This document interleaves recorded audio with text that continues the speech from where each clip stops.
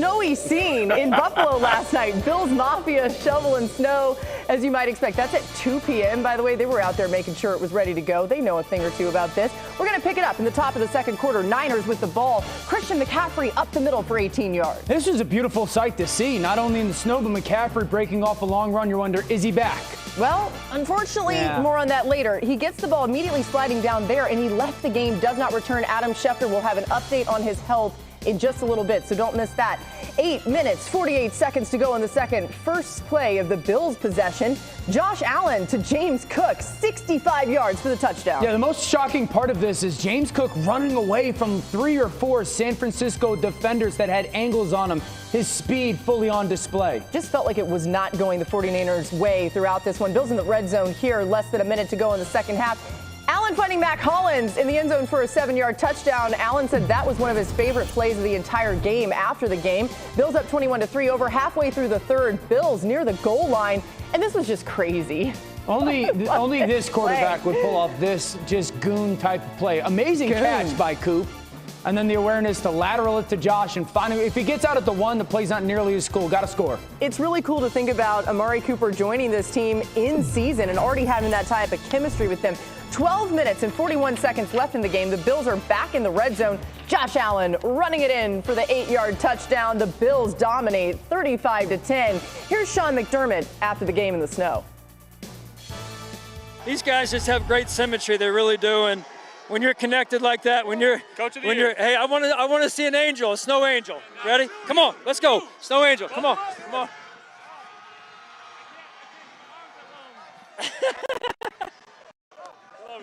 Love you, buddy. Oh, man. Went ahead and switched hats there, too, because of what they were able to get done last night. What a game for Josh Allen. 2 passing touchdowns, a rushing touchdown, and receiving touchdown on that lateral from Amari Cooper. He's the first quarterback in NFL history to record a passing TD, rushing TD, and receiving TD in the same game. Unfortunately, we don't have records on quarterbacks doing snow angels with his coach, but he might be the first to do that, too. Fun to see that personality from Sean McDermott. RC, what do you make of the Bills' plan for a game in those type of conditions?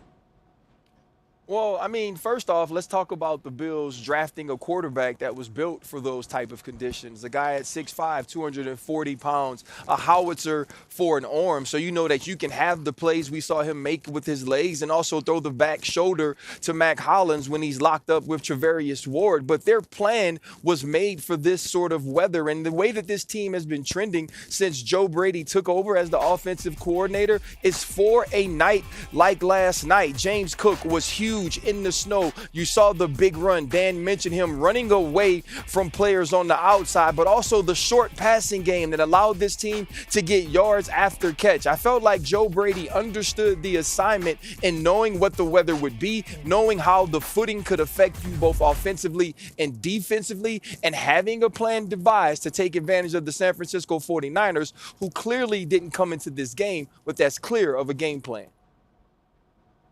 Yeah, you know, Ryan, sometimes games like this in inclement weather, they can be hard to analyze, right? Because it changes the way football is played. But Yes. I think in this case, it actually clarified who these teams are, because what we saw is things that both teams have been doing all year, just kind of cranked up to 11. Specifically, that Bills run game. Dan has talked about this. He's going to talk about it more. They use 6 offensive linemen more than any team in football. Last night, they cranked that up to 30%. Those duo downhill runs, the receivers blocking. Mac Hollins, I thought, was fantastic in that regard.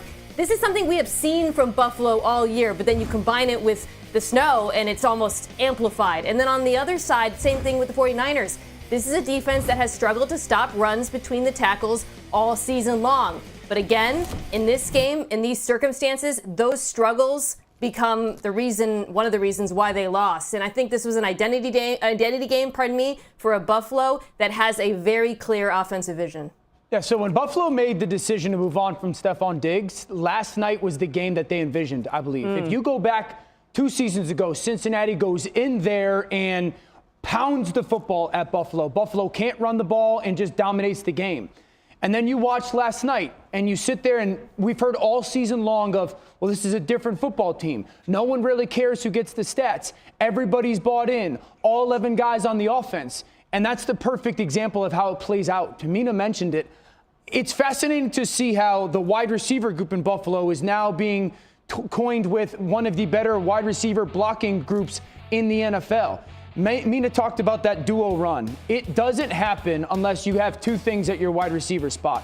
One, smarts, Khalil and Mac Hollins being smart enough to handle it. And two, the selflessness. They were not going to be the stars of the night. In many games, they haven't been the stars of the season. But the only reason they're playing to that level and the only reason that they're capable of running that style of offense is because the receivers are willing and capable of doing it. And I think that speaks to a different philosophy in Buffalo that feels like they're a legit, I guess, win in any way Super Bowl contender that they haven't been in the past. Dan, you led me right into it because that's exactly what I took away from the game. We watched this team 2 years ago get bludgeoned by the New England Patriots that only ran the football in these conditions. Yeah, it was windy as well. But when you think about the balance that they have from a player standpoint, early in the year, we saw a game where we felt like they missed Stephon Diggs. But you've seen this progression take place over the duration of the season. I'm telling you, the most impressive thing for me was, and I understand the inclement weather, and we can't act like we haven't seen it before where Josh Allen will throw 30 passes in these type of games. It was 17 passes, and I know the 4 touchdowns is going to get a lot of attention. This is a team of substance and no longer flash. And I think that's what makes them a Super Bowl contender is the fact that when you need to get something done on the ground, and y'all know how I feel about that, they absolutely can in a physical manner and not necessarily having to scheme it up and create lanes for themselves. Adam Schefter in here for more on this game. And Shefty, Christian McCaffrey left the game with a knee injury last night. What do we know there? It's a PCL injury, Laura. He's undergoing an MRI today to determine if there is any chance of him returning this season in what has become a lost season for the 49ers and Christian McCaffrey. He started out last night and looked so explosive, running over players and making all sorts of tackles. But there was the play. That play there where he got hurt. Not this play where he went down and then took himself out of the game. It was